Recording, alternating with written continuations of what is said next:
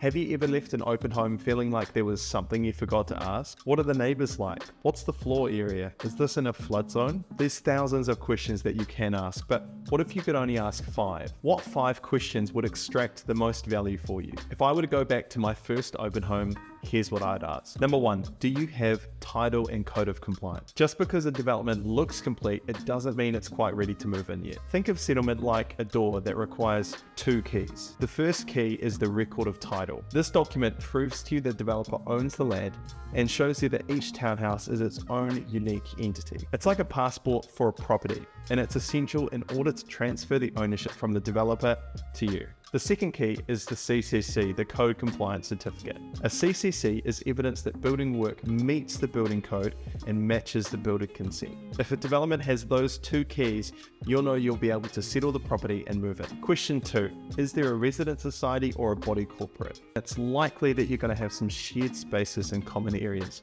Things like paths, driveways, landscaping, lights. You'll want to know what the long-term plan is to maintain and ensure those amenities. Resident societies give owners more freedom to choose their own insurer for their own individual property, while still covering shared spaces for around $1,000 to $2,000 per year. Body corporates restrict owners to one insurer for the entire development and may cost up to $5,000 a year. If you're looking to go more in depth about resident societies versus body corporates, we wrote a blog on this which you can find on our website. Number 3, what chattels are included? I've got some bad news. That beautiful sofa in the lounge probably won't be there when you move in. That's because it's likely part of the staging. Being crystal clear with the developer what is included and what is not included is vital. For example, with most developers, you should expect a heat pump, a waste disposal, dishwasher, oven, hob, and maybe even some blinds. Question number 4, how soundproof is this townhouse? Will I hear the neighbors? That's a question I hear every single week from buyers. It's important to note that closing the doors and windows in your townhouse will have the greatest effect on sound isolation. Second to that, you'll want a townhouse that has double glazing and a really good intertenancy system.